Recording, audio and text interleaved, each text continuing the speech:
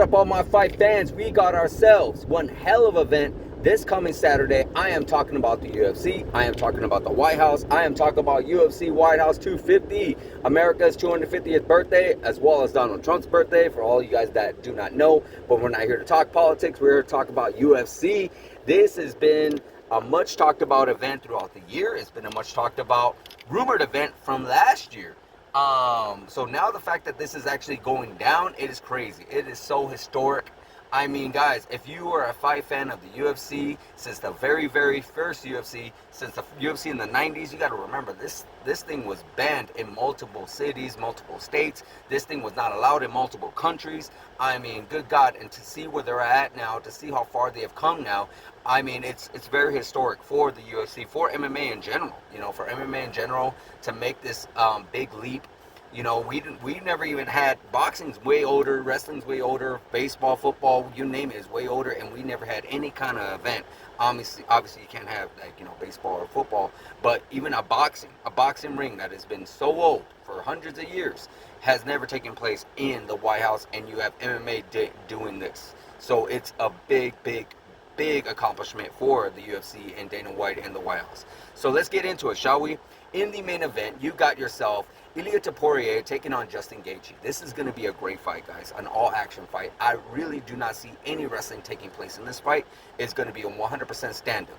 Now, we know Justin Gaethje, the human highlight reel, your favorite fighter's favorite fighter. I mean, this guy can really throw down with the best of them. He went with the best of them, from Eddie Alvarez to Michael Chandler to Michael Johnson to Dustin Poirier to Max Holloway to Tony Ferguson. The guy has a who's who on his resume.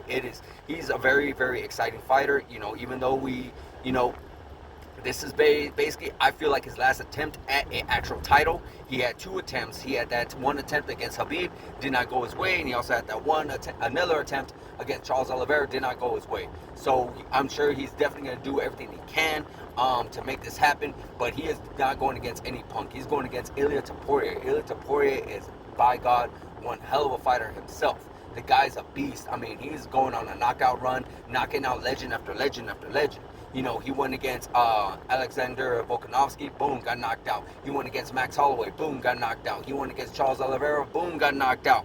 The guy is going on one hell of a run. He has some difficulty issues outside of the octagon, but it seems like that's all sorted out, which is good, because I am very much looking forward to this fight. You know, how Justin Gaethje could win, he needs to do what he did against Tony Ferguson. You know, when he went against Tony Ferguson, he was able to pretty much calf kick him and throw him off his game. You know, when you take out the legs of your opponent, the power goes away. And Ilia Topuria has insane power. And he needs to continually do that. Use his stand-up, of course. Use his ability to throw some good hands. He doesn't necessarily have great knockout power. He does have volume punches that will make those, will overwhelm you.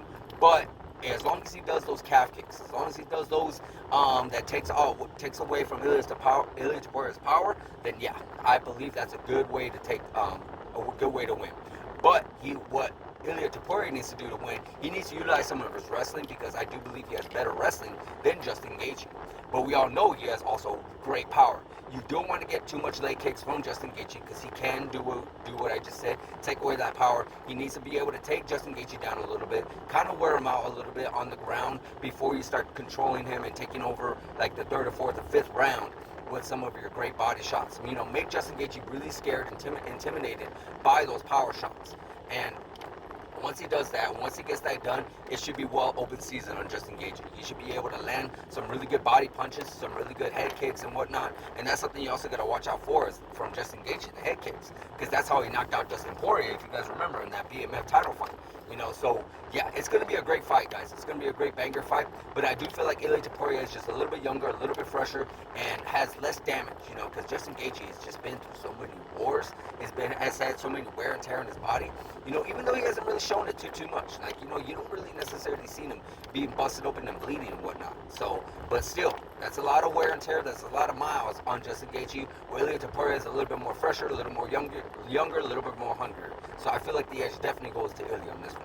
In the co-main event, you got Ciryl Gane taking on Alex Pereira. Alex Pereira going up to his third, trying to take a third division title, even though it is the interim title, but he's trying to become a third division champion by facing Ciryl Gane. Now, Ciryl Gane, this is by far, I lost count how many title fights this guy's had. He's had interim title fights, he's actually had actual title fights, so I think this is maybe his second interim title fight, maybe his third interim title fight. I honestly lost count, but nonetheless, he is still a very dangerous striker, very dangerous on his feet. You know, he does not have next to no wrestling. My personal opinion, we saw what happened to he was able to get taken down by a guy with two damaged knees in Francis Ngannou, and he got just completely bullied by John Jones in the wrestling department. Now, I'm not saying Alex Pereira has great wrestling himself, but nonetheless, it almost is as if it's even, because, Alex Pereira, not really known in the wrestling world. He is definitely known within the kickboxing world, within the world where it was all about stand-up. So there's that's for sure. But he's grown a little bit into it. He's going against a few other high caliber wrestlers such as Ankalaev and Blachowicz and whatnot, and he is also trained with a lot of great wrestlers himself. So I'm sure he can handle his own in the cage when it comes to wrestling. So that's something that got to keep an eye out for, who can actually do the more wrestling, because these both are stand-up fighters. Now, whoever has the better wrestling, I feel like is going to edge this out a little bit. Now, you do still want to give the edge a little bit to Ciryl Gane, because he is used to this weight. He's used to running around with this weight. He's used to carrying this weight, fighting at this weight. So, and he's also used to being hit by powerful hitters. I mean, look at Francis Ngannou. Yes, his knees were gone, and he didn't have as much power as he normally does, but he still got hit by him. He got hit by a lot of big guys like Derek Lewis, Tai Tuivasa, so Alex Pereira has not gotten hit by these big guys. As a matter of fact, Alex Pereira has not really gotten hit by any big guys, if you really think about it. Maybe Khalil Roundtree is probably one of his biggest opponents that he's faced. That's, kind of bigger, stronger individual. But nonetheless, who has better striking, I still would give it to Alex Pereira, because he's just had so many years, so many experiences regarding striking in the cage, or even in the ring, in the cage, whatever have you, So I feel like when it comes to stand up, you got to give it to Alex Pereira for sure. But when it comes to power, when it comes to speed, I want to give it to Ciryl Gane a little bit, because of course we've seen how Alex Pereira has been looking in the cage, or in training, I should say, and it hasn't been the greatest. It has not been the greatest, but it is practice, it is training, and things could be a little different. In the cage. And that also goes for Ciryl Gane, because Ciryl Gane, he looks always really, really good, but then sometimes when that bright light turns on, and like he did with John Jones, like he did with Francis Ngannou, it just seems like he pauses. It seems like he gets a little nervous. So this could potentially happen, because this is a big deal. You're fighting in front of the president. You're fighting in the White House. You're fighting in front of all these people that are watching you throughout the world. So it is something that you definitely want to be on your A game, and Ciryl Gane cannot let it slip, cannot get too comfortable, cannot get too overconfident. So at the end of the day, who I got this winning? I really got Alex Pereira winning, because I feel like his striking ability and the ability to shine, and his ability to not fold under pressure. And I feel like he's always been a natural bigger guy. So yeah, even though he has got knocked out by Israel Adesanya at one point, I feel like it was due to the weight cut. He doesn't necessarily have to cut weight. I'm sure he is going to be doing great. I'm sure he's fought some big guys in kickboxing and whatnot, and he got used to hit by a few guys and whatnot. So yeah, I really will give this edge to Alex Pereira. Also on the card, you got Mauricio Rufy taking on Michael Chandler. Michael Chandler falling from grace. He was a great fighter at one point. He was definitely one of my favorites for sure, because I always was excited to see him. If you guys now have seen the two fights with him and Eddie Alvarez, or with Justin Gaethje, or with Dustin Poirier, you got to check those out 100%. But this could potentially be a good matchup for him, because Rufy is not really a high caliber opponent, if you really think about it. He's fought two well-known guys in Benoit Saint-Denis and I think Fiziev. Now he did beat Fiziev, and he did get out-wrestled a little bit by Benoit Saint-Denis. So, if Michael Chandler could do what he needs to do, what everybody's been telling him what he needs to do is wrestle. He needs to wrestle. If he wrestles and takes Rufy down, he doesn't have to necessarily recognize we saw in this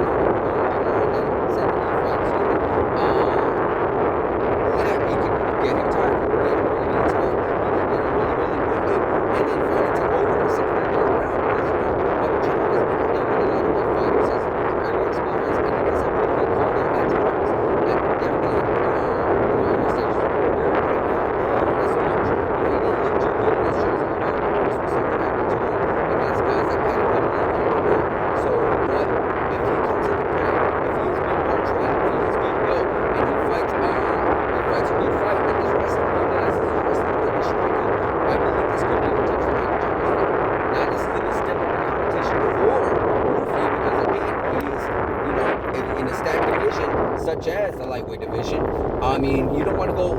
stepping a little too much, but with Michael Chandler being a little bit more weathered, a little bit more at the back end of his career, you definitely could be able to take advantage of that and get a good victory with a good, really good name on your resume. But who I got winning in this fight, I feel like Michael Chandler could edge this out if he does something smart. I'm a little biased because I am a big fan of Michael Chandler, have been for many years. So hopefully he can get it out, get that victory, and you never know, maybe he can get that Conor McGregor fight. Well, that's here's hoping, Also on the card, you have Sean O'Malley taking on Zahabi, Amin, I think it's Amin Zahabi. That's I don't know too much about Zahabi. We saw him against having a decent win against Jose Aldo and another decent win against Chito Vera. Those were okay wins, but we all know Sean O'Malley, being a former champion himself, having really good wins over Chito Vera and also Aljamain Sterling and a few other well-known opponents, but nothing really crazy himself. Sean O'Malley, it almost feels like he got rushed to the title a little bit himself. He got very, very popular, but he does actually have a really good win over Peter Yan. Peter Yan, the champion right now, he has a good win over that, even though a lot of people felt like, no, it shouldn't have gone his way. I disagree. I feel like he did edge it out. And he got the victory. And he got a knockout win over Aljamain Sterling, who's no punk either. Aljamain Sterling is a very high caliber fighter himself, a former champion himself. And also, he did go 5 rounds with Peter Yan. No, it did not go his way. Not Peter Yan, excuse me. Merab Dvalishvili. He did go 5 rounds with Merab. No, it did not go his way. He could have gotten a better... No, he couldn't have done any better. Excuse me. He definitely couldn't have done any better. I mean, Merab is just on a different level. Merab would have beaten anybody, anytime, except for Peter Yan. Of course, we all know that was a great fight itself, but still, Merab is just on that different level. And I don't feel like Sean O'Malley has the great wrestling that he was able to withstand with someone like a Merab. Now, of course, we all know the controversy behind this fight. We all want to see him against Corey Sandhagen. 2 Americans going at it. No, this is not the best fight that we could have put together for Sean O'Malley.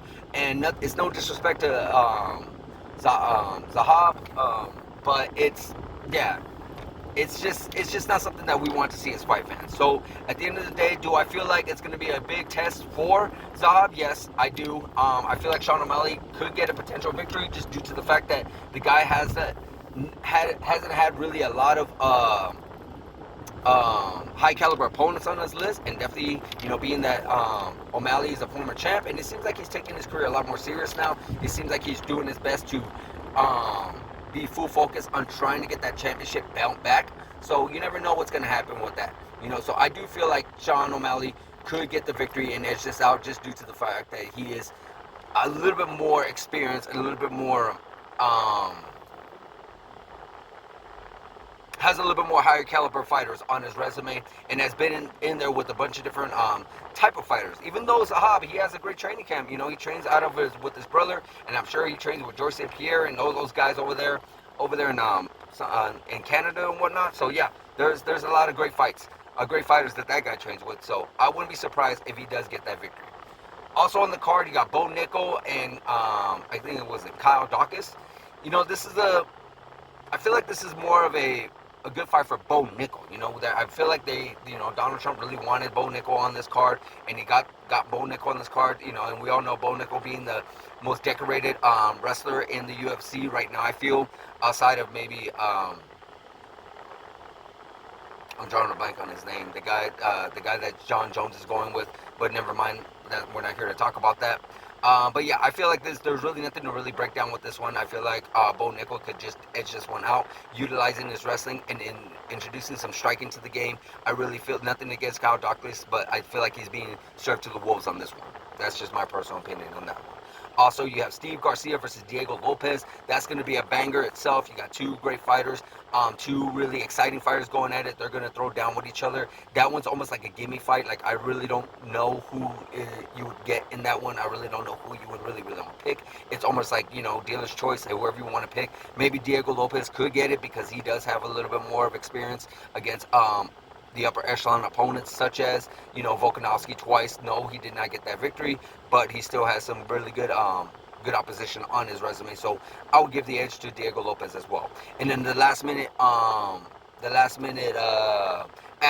addition to the card would be Derek Lewis versus Josh Hokett, I believe his name is. And we all know Josh, he had that crazy fight against Curtis Blades. Those guys went back and forth. Those guys had a war, and he ended up getting that victory. And, you know, I believe Donald Trump's favorite fighter, according to him, is Derek Lewis, and he wanted Derek Lewis on the card. So, you know, Dana White put that thing together that night, and here we are. So how that fight's going to go down, well, I don't think, Josh is going to want to bang with somebody like Derek Lewis. You know, even though Derek Lewis has not been himself lately, Derek Lewis has not had any great victories lately. You know, he's just been on a little bit of a skid, but the last thing to go in your career is power, and we all know Derek Lewis has that crazy, scary power. So that's something that you do not want to go and mix things up with when it comes to Derek Lewis. You don't want to fight. You don't want to go blow for blow with somebody like Derek Lewis. Derek Lewis is just a beast, like his nickname, the Black Beast. He will hurt you when you come trading. He will hurt you. And as far as Josh Hokett goes, yes, Curtis Blades is a great victory, but he has not been hit by a lot of other opponents. And Curtis, nothing against Curtis Blades, but Curtis Blades does not hit as hard as Derek Lewis, in my personal opinion. So, but there you have it, guys. UFC White House, UFC 250, UFC legendary event this Saturday, guys. Do not miss it. It is historic, like I said, since UFC 1 all the way to UFC right now. What we got